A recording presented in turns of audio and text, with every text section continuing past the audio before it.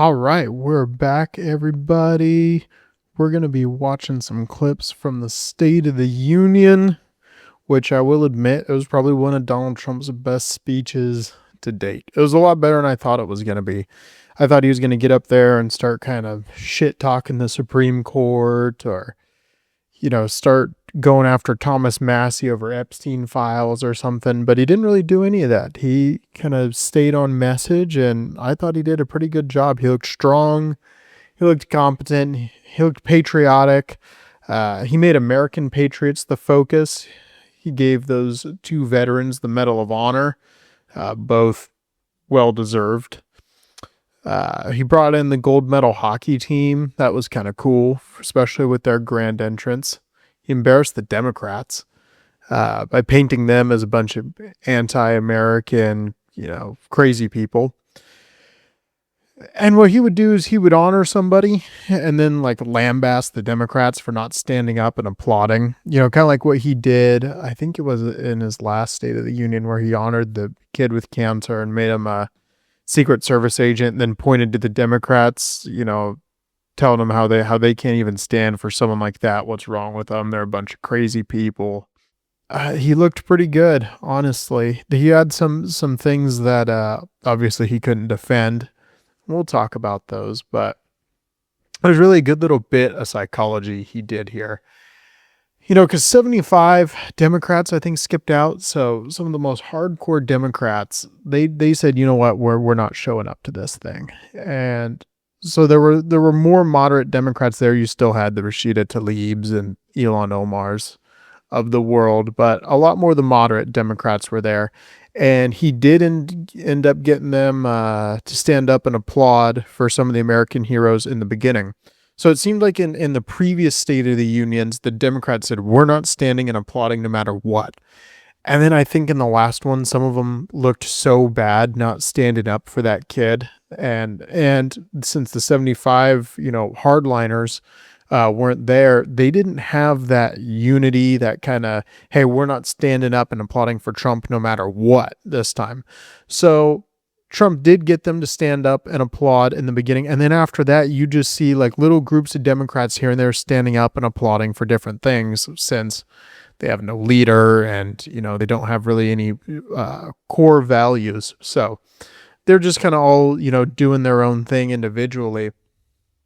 It really kind of showed how divided they all were and how leaderless the left is, and Trump did a good job with the State of the Union, as a show. It was the longest one, I think, in U.S. history, but the man puts on a hell of a show. What else are you going to say? So with that, let's get into some clips here. So the first one, C-SPAN camera guys. Hilarious. Some fantastic work. Check this clip out. This is one of my favorite ones, actually. We always shit on, government workers, especially in Washington, D.C., but these C-SPAN camera guys, they deserve a raise right here. I mean, this is fucking just great shit. The Somali pirates who ransacked Minnesota remind us that there are large parts of the world where bribery, corruption, and lawlessness are the norm, not the exception. Importing these cultures through unrestricted immigration and open borders brings those problems right here to the USA. And it is the American people who pay the price in higher medical bills, car insurance. All right. So it's hilarious on so many levels, because he refers to the fraud going on in Minnesota by the Somalis mainly as the Somali pirates, which is funny because, of course, in Somalia, they have pirate issues because that's like their number one industry. They got to go out and steal shit.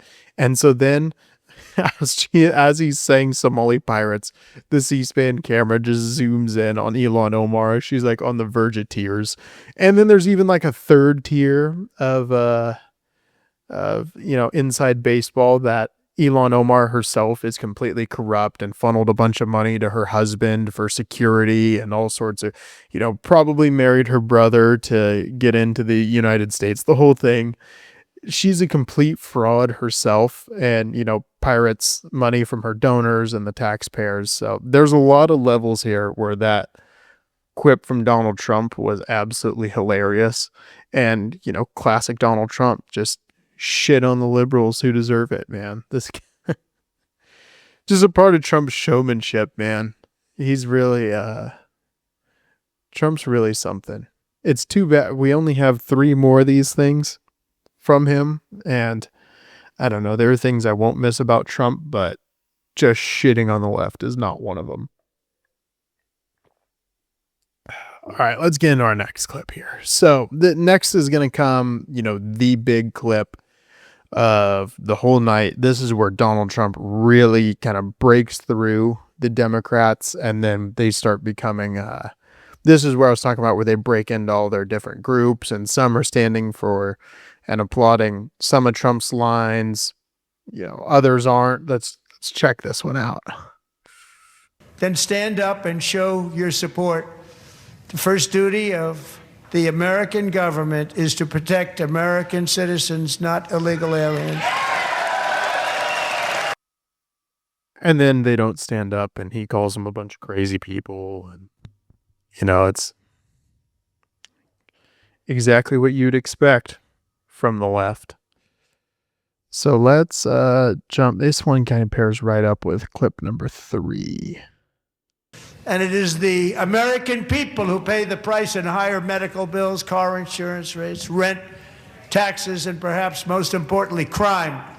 We will take care of this problem. We're going to take care of this problem. We are not playing games. Delilah. And just to zoom, go back a little bit. It just zooms in on Rashida Tlaib here with her fuck ICE pin. Fuck this lady, man. What the fuck does she want?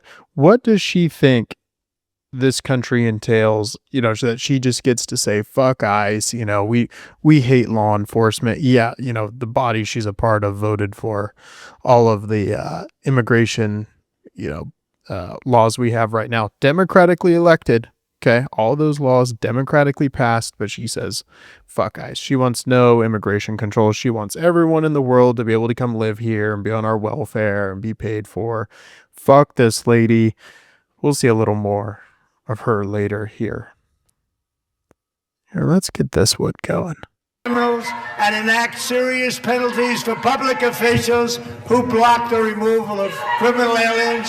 In many cases, drug lords, murderers all over our country, they're blocking the removal of these people out of our country, and you should be ashamed of yourself.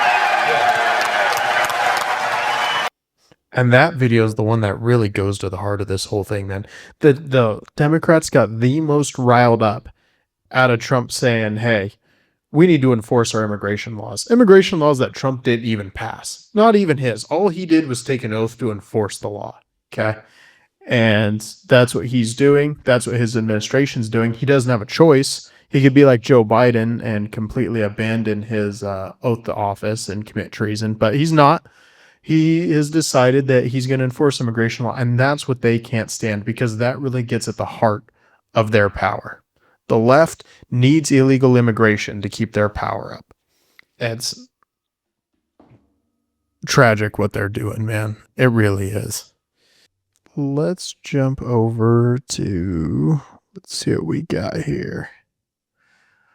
Yeah, and that, that last video with Elon Omar, dude, just, I couldn't really tell what she was yelling at Trump. I haven't seen any lip readers. We need John Boy out here to tell us what she was really yelling at him. But I mean, what good does Elon Omar think she's doing yelling at Donald Trump? She's such a lightweight. She's such a hack that she thinks she's going to get up there and, start heckling, the guy who embodies the bully pulpit. Come on, dude. Shut up. These people are the worst.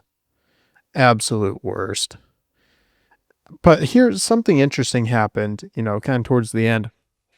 Trump was talking about, he gave out his medals of honor, honored the hockey team, all those things. And then he did something interesting. Towards the end, he started going after Congress for not passing their ban on stock trading. Specifically, he went after Nancy Pelosi. Let's take a look here.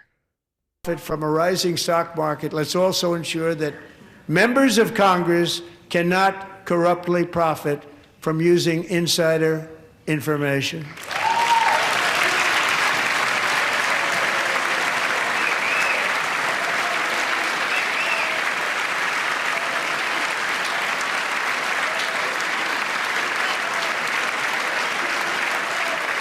So this is what I'm talking about. You can see this is getting towards the end here because all this, you can see Elizabeth Warren, a couple other senators right there. They're standing up and applauding Donald Trump. This didn't happen in his previous States of the Union.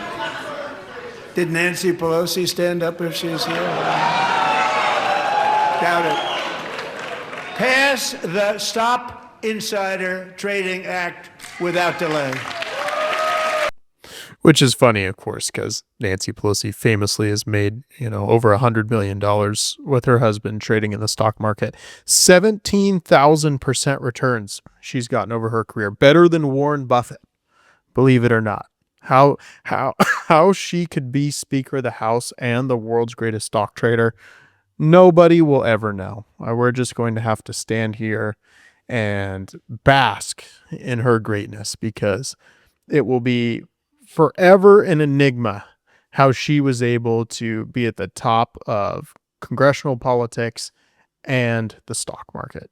Who knows how something like that could have happened, but hopefully they end up passing that act because they're all a bunch of fucking criminals and they're making tons of money off the inside information that they get. So here's Nancy Pelosi being asked about it afterwards, which I thought this was kind of a revealing clip here too. It's kind of funny that Nancy Pelosi actually got questioned on this, and it didn't show during the actual address here whether she actually stood up or not. She'll claim she did. It's kind of hilarious if Nancy Pelosi actually stood up and applauded Donald Trump saying, let's pass the Stop Congress from Trading Stocks Act, because it's all about her. Like, she is the number one case of it. Let's listen to her. Around, of course, at congressional stock trading. What do you say back to him? I say back to him, as that's what members said, look at your own self. The inference he wants to draw is there was something wrong with that, which there wasn't. And if there was, people get prosecuted for it. So the first thing she does is make the case that when congressmen and women commit financial crimes, they get prosecuted. And because she's never been prosecuted, therefore she never committed any crimes. It's the most bullshit argument you can imagine. Because if anybody knows anything about Washington, it's that the people at the top never get prosecuted for making themselves rich, using their power to enrich themselves. That's like the number one thing people know. And senile old Nancy Pelosi wants to try and pull the wool over your eyes. For a long time now, we've been trying to pass this law. It doesn't have, now it has more support than it had before. And I wonder why it has more support now than it did before. Who left politics that'd been in and had an iron grip on the Democratic Party for decades while enriching herself that didn't want this passed, who's now given up power? Who could that be? Nancy Pelosi sitting here acting like she wanted this law passed for decades, and she just couldn't count the votes. She never had the power. She never had control of Congress to get this thing passed, despite how badly she wanted to. She didn't really want to make millions of dollars. She just had to because the other congressmen wouldn't vote with her. It's such bullshit. Obviously, this bill has a lot of support now because she's not in congressional leadership anymore. It's just is the most obvious thing in the world here. I don't know what's going on, man. What this lady number one, she's not used to being asked difficult questions. Okay. But more importantly, she just thinks, the people that watch CNN are stupid or something. Which maybe she's right. Elizabeth Warren stood up and applauded. Elizabeth Warren stood and applauded tonight when the president talked about it. Well, we all did. I did too. He said, did Nancy stand up? Yeah, I did too. A lot of people stood up. A lot of Democrats stood up. I think that will pass, depending on what the bill is. So she said, I think it'll pass. Now that Nancy Pelosi is retiring from Congress, I think it's going to pass, she says on her way out, already filthy rich. Fuck this lady. What we thought we could pass. It was actually a tougher bill than Governor Spanberger had put forth. We thought it could pass, but it was clear that it wasn't going to make it to the House and the Senate. But any of that. I wonder why. It's clear it wasn't going to make it to the House and the Senate. I was only in charge of the House, but, it was clear it wasn't going to make it. She talks like a 1920s mob boss, like the threat's like, oh, I think it's fine, but a lot of people, they're not going to like that. You could be in a lot of trouble if you vote for something like that. I don't know who would get you in trouble, but trust me, it'd be somebody. That's how Nancy Pelosi is, like an old school mafia leader, man. He gives his shout out. I don't pay any attention to him. What I'm concerned about is our democracy, which he is destroying. So there you go. She's concerned about democracy. Did she actually pilfer our democracy and, make $100 million, completely sell us out, and then dump the country into $40 trillion of debt? Yeah, but, Donald Trump's the one destroying democracy, not the lady who spent 20 decades in Congress fucking our entire country up. Sure. Whatever, Nancy Pelosi. I look forward to you being relegated to the dustbin of history and never having to hear you lie to us again. Please.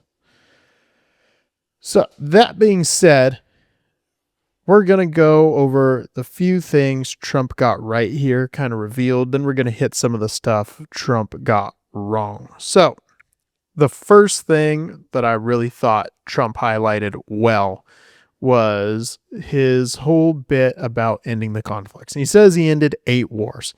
I'm pretty sure one of them, he starts rattling them off, and I don't have the clip here for us, but he starts talking about how he ended the 12-day war, which is, of course, when Israel and the United States attacked Iran and we bombed their nuclear facilities. And Donald Trump gives himself credit for ending that war, which is a little crazy because Donald Trump started that war, but he ended it too with no U.S. casualties. So I guess he wants credit for that. Okay. What he should get a lot of credit for is he sincerely does not like war. He believes in peace through strength. Okay. He has ended a lot of conflicts that had nothing to do with the United States. He got involved in the Congo. He got involved with India and Pakistan. He rattles all these off. But he really is sincere about ending these kind of long, bloody wars. He hasn't ended the Russia-Ukraine war, obviously, even though he's tried his damnedest. He did get the hostages out of Gaza. He deserves a ton of credit for that. He's got what's officially a ceasefire, even though there's still some violence going on there. He deserves a lot of credit because it is much better than when he took it over. He got hostages out of Venezuela, which was huge. He reunites one of them with his daughter there during the State of the Union. And I don't really know how that worked because I thought those prisoners were released a long time ago. I had joked that Donald Trump was just keeping that guy in an American prison so that he could release him during the State of the Union and he could make this grand entrance and see his daughter. But did that happen? No, probably not. But you never know. Donald Trump's a showman. He does anything for a good round of applause. Some of the other things that I really liked. Oh, and I could not find the clip for this one, but Donald Trump says that a world leader called him to congratulate him on his capture of Maduro. And he makes this impression of this world leader. And I think there's only 2 people it could have been. It was either Modi the Prime Minister of India, or it was President Xi from China. I couldn't tell which one. I don't know which one of those would call him and congratulate him on capturing Maduro. I don't really think it'd be either one of them, but that's the kind of the accent he was making over there. I wish I could find that video. I looked all over for you guys. If I find it, I'll post it on our Twitter here and see what you guys think. Get a poll going on who Donald Trump was impersonating there. Let's talk about a few things though that Trump got wrong, and things that, have really irritated me about the Trump administration. And it goes back to what I talked about as one of those strengths. It seems like he really doesn't like war. He doesn't want to drag the U.S. into any more wars. But at the same time, he is about to get us dragged into what seems like it could be a really deadly, prolonged war in Iran. He has moved more troops over into the Middle East than we've ever had, all the way back to Iraq, the invasion there. He's, saber rattling. It seems like, all the people on the inside are saying, the U.S. and Israel are attacking Iran, and it's a foregone conclusion. I thought he'd try and sell it a little better. The only thing he really gave us was this kind of half-assed clip. Let me see if I can pull this up for us, where he's, telling this lie that Iran's going to get nukes. And it's just not true. But here we go. Listen to Trump here. After Midnight Hammer, they were warned to make no future attempts to rebuild their weapons program, and in particular, nuclear weapons, yet they continue. My preference is to solve this problem through diplomacy. But one thing is certain, I will never allow the world's #1 sponsor of terror, which they are by far, to have a nuclear weapon. Can't let that happen. So that's bullshit. They're not getting a nuclear weapon because Trump said he completely decimated their nuclear capacity after the 12-day war. They'd never be able to rebuild it, blah, blah, blah, blah. Now he says we've got to invade Iran to stop them from getting a nuke. Doesn't make any sense. Probably neither one of those things. First of all, when he said he completely destroyed their nuclear capacity in the 12-day war, that probably wasn't true.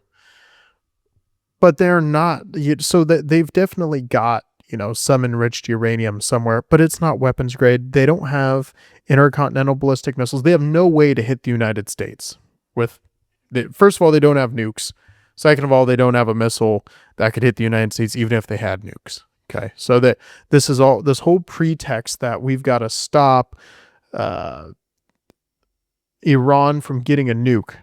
Okay. And that's why we need to invade. It's a crock of shit. It really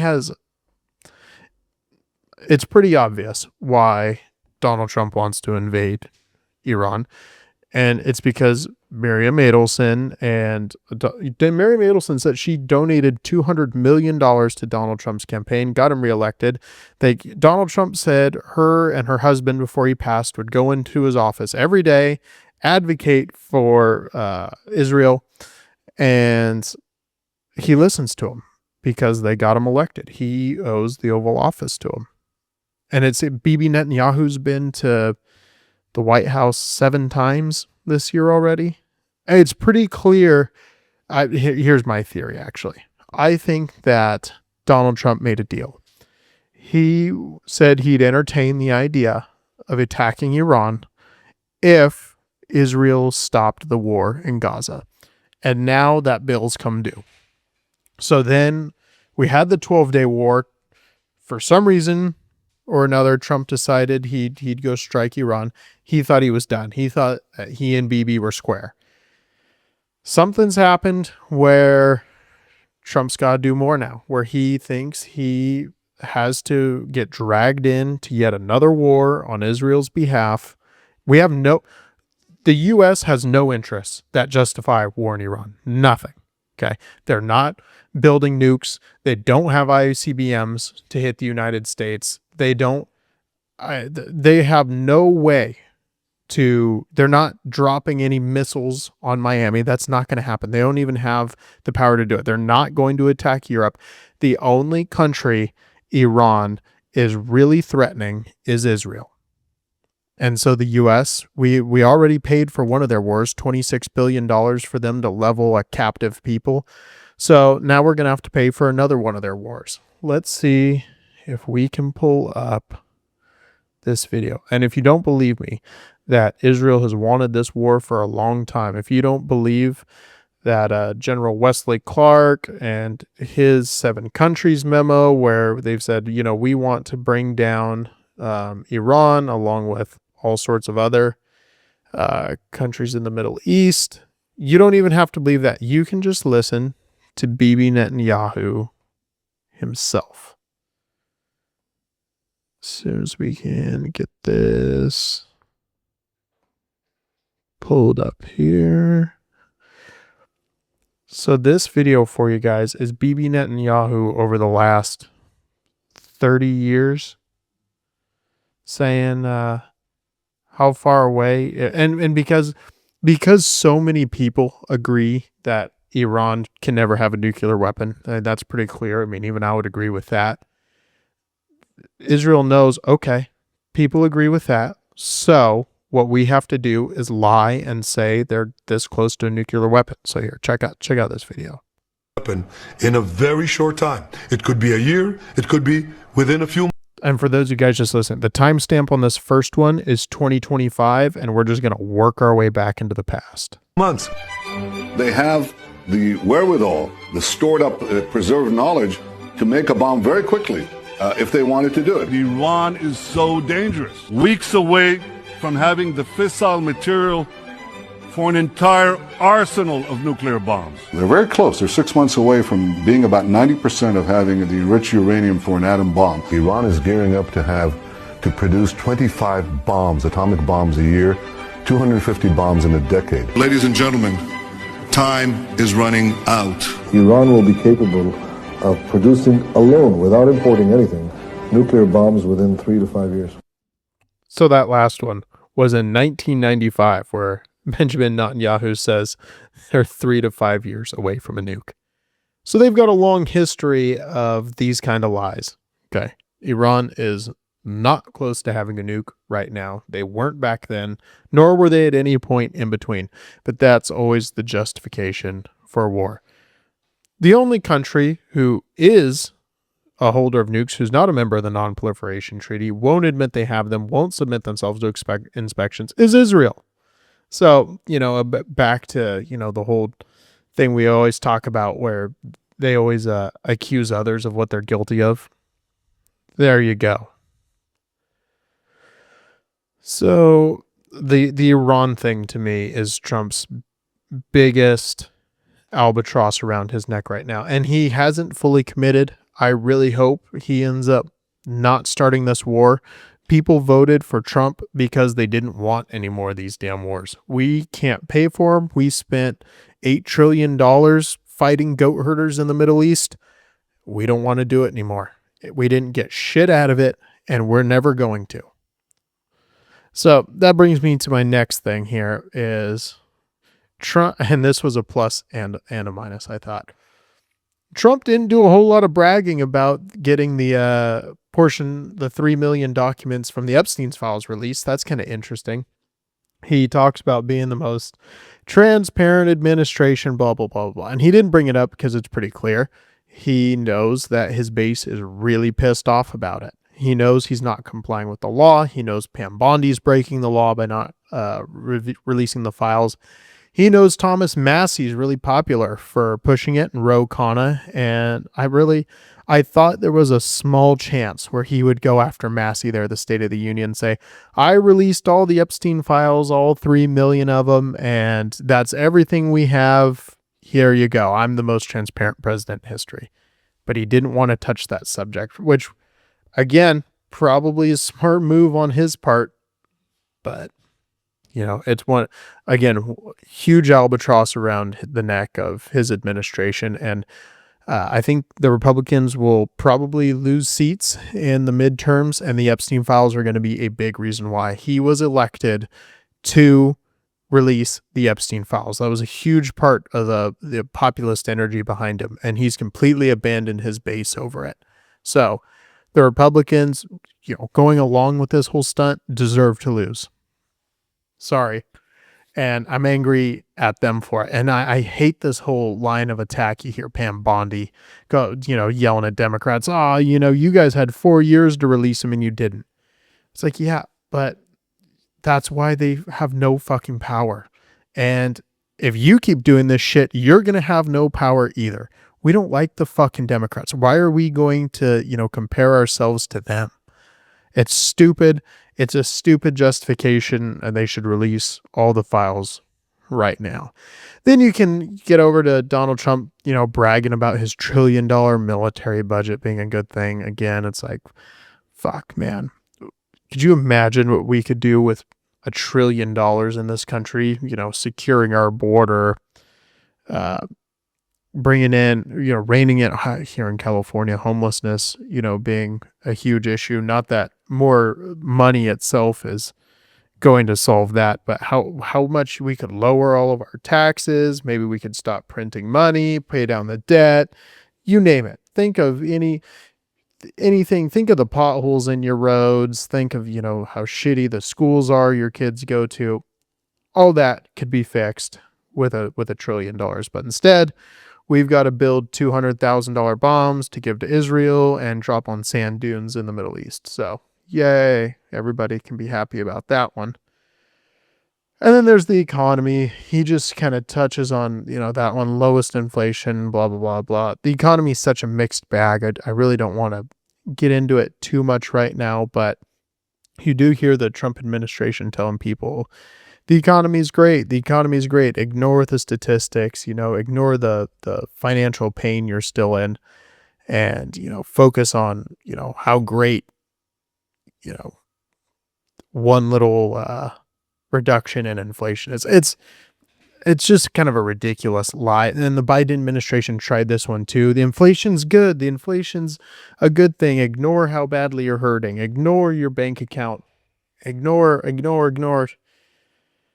the evidence of your eyes and ears, believe the party line, blah, blah, blah, blah. And Trump's kind of been doing that same thing a little bit, try and tell people how great the economy is when it's really not that great. He's doing a good job in not making it much worse. Inflation is down. That's true. But it just feels like the damage has been done. And I think that should be his message. Donald Trump should just come out and his administration say, look, we're bringing down inflation as much as we can. Here's our argument for protectionism. The era of globalism and free trade's over. That's why, the Rust Belt's been completely destroyed, why we lost our manufacturing base. Just make that case. And I'm not even sure any of that's true. I don't think anyone can tell for sure how much of all that's true. But our country's clearly declined economically. And coming out and saying, hey, we're doing the best we can, but, a lot of damage has already been done, and it's going to take a lot more than 1 year to work our way back up here. I think Americans would accept that. I think that most people understand that Donald Trump, while yes, has not been good for our deficit, he's not responsible for the full 40 trillion in the hole we are. He's not responsible for the Federal Reserve. He's not responsible for, I think it's over 40% of all of money being printed was printed after 2020. He's not responsible for all that stuff. And I think he's doing what he can. And just because it's not enough right now doesn't mean he has to do this whole routine about just lying to you about the economy. I think he just tells the truth about it and says, hey, things are tough. We know, and we're going to work our way through it. People would just accept that.